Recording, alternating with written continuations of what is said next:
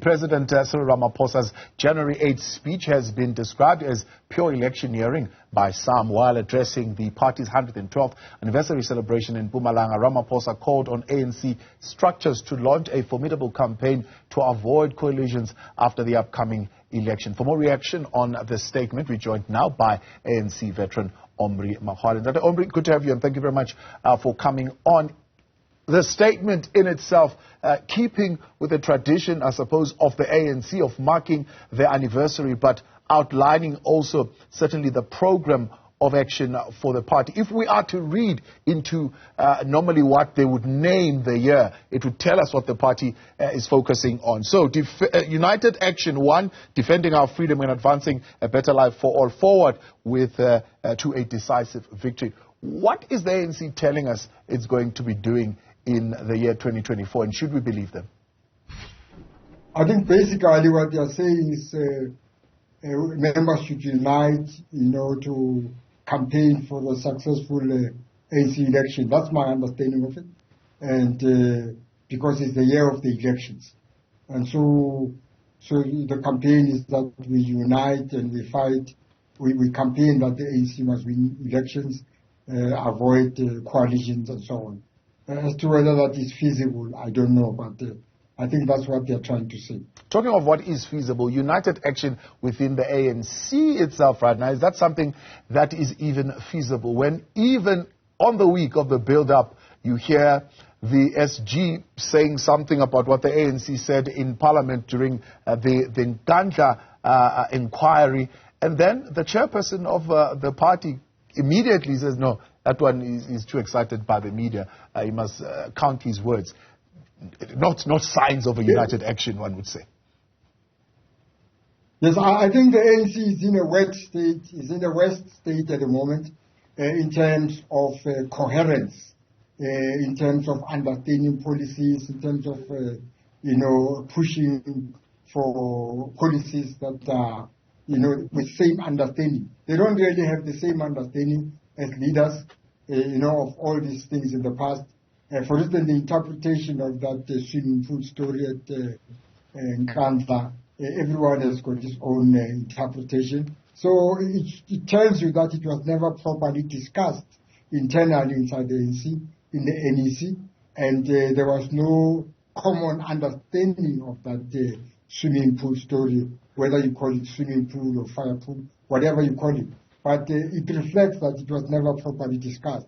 It's a shortcoming if the leadership of ANC has not discussed such an issue thoroughly and to have a common understanding. So it doesn't reflect well. Did it reflect a picture, though, of united action? For example, if you look at who was there, past leaders that were missing, who were supposed to be there, what do we read into that in terms of who was there to celebrate this moment, who was there to commit to this year of united action, and who was missing, barring, of course, those we know have already, I suppose, jumped ship and started their own organizations? Yes, look, I think the ANC at the moment is fragmented, and it's filtering. In my mind, as you see, in the last 2 months, about 3 parties have been formed from the ANC. Kalnia's, Ace Magashule, now former President Zuma running with MK, and General Mutau having his AAR. So basically, it's filtering, it's filtering at the moment. And so there's no unity in terms of that. And these people who are moving out of the ANC, they've got support that still remains inside the ANC. Some of their supporters still remain inside the ANC. So, and this is why they keep on getting information of what is happening inside the ANC. It's the same way as EFF. EFF, it's a new organization, but they still have information. They get raw information from inside the ANC, from their friends and their comrades inside the ANC. So ANC basically, it's filtering at the moment. There is no unity. And I would say, Thabo, overall, the problem, I would stretch it, it comes from the parliamentary electoral law. I would still put it there that because we don't have, a democratic parliamentary electoral law, we don't have the same rights the whites had under apartheid. And this is why the ANC is featuring this way, because everybody wants to go to parliament to get a job with his party and for employment. But that has got nothing to do with the citizens of the republic. Because what is important is, what about the interest of the citizens of South Africa? You know, the members of parliament, the leaders, political leaders, they're supposed to take care of the interest of the citizens. And all these parties have got no interest of the citizens, but for themselves, so that they can be employed in parliament. That's how I see it at the moment. Yeah. In the 30 years that the ANC has been in power, President Cyril Ramaphosa saying there are gains, wanting us to believe that the mistakes that the ANC would have made in the 30 years are insignificant compared to the gains that we would have experienced in the 30 years. And now, wanting to convince the people gathered, the 40,000 or so, and maybe many others who have been watching, that the opposition is trying to reverse, shall I say, those gains. And the ANC is prepared to defend those gains. Did that message land? And does it land compared to, of course, the kind of challenges you're seeing in municipalities, in provinces, at Eskom and state-owned enterprises, with the police, you name it. You can name the many challenges which the ANC believes are just mistakes that they've made in the process, but certainly can be rectified. Look, in my mind, Thabo, we made very serious mistakes in the ANC. We do have gains, of course, such as women have more rights today than they had before. And we did try and make sure all the population get electricity, get water. But of course, in reverse, our maintenance of the infrastructure has been disastrous.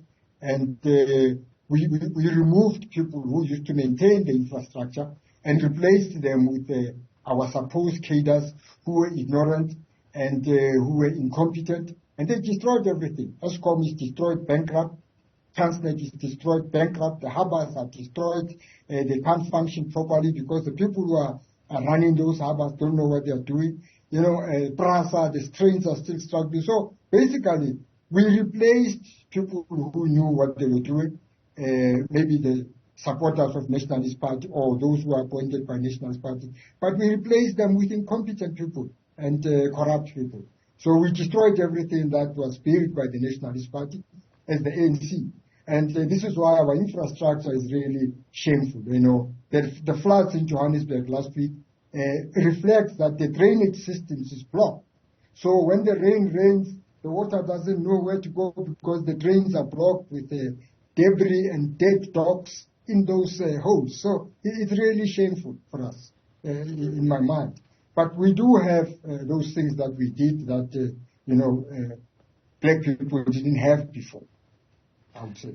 Lifting up some of the democratic institutions like your public protector, your auditor general, the Pan South African Language Board, the Independent Electoral Commission, as the shining beacons of our democratic freedom that need to be protected. Are they shining? Are they really shining, those institutions, in terms of what they are doing for the country? Look, some of these institutions have done some work to a certain extent. The public protector, although the last one we had controversies about, and the Electoral Commission, so far they've been doing well. Of course, I would say what is missing there, it's the lifestyle audits. I would wish that we had independent lifestyle audits for all these politicians, from the president to the World Council, so that they should be audited, all of them, so that we know where they get their extra monies from, because I think that is the part that is missing. I would say that one should be included. If I had any power to do anything, I would include that one tomorrow. Compulsory lifestyle audits for all politicians, from the president to the World Council. I would say that one is missing. So for Task for 2024, top of it, and I suppose is part of the theme, forward with a decisive victory. So they say winning a decisive victory in 2024 election. Is that a pipe dream, or has the train bolted on that particular achievement?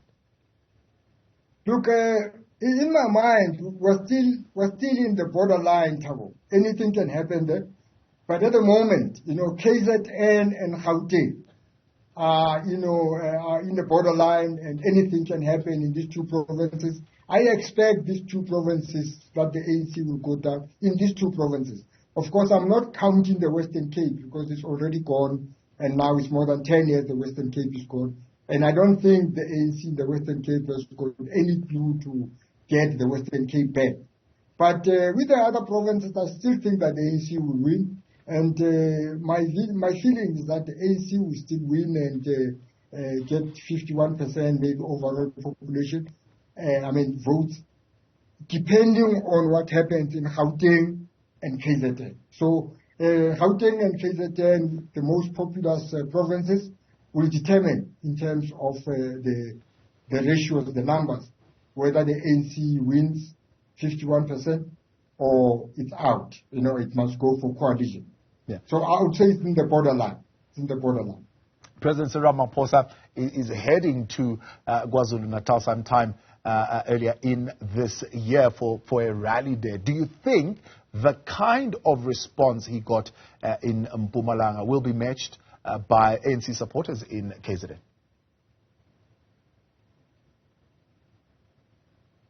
We seem to have lost that the Omry there, unfortunately. All right, let's leave it there for now.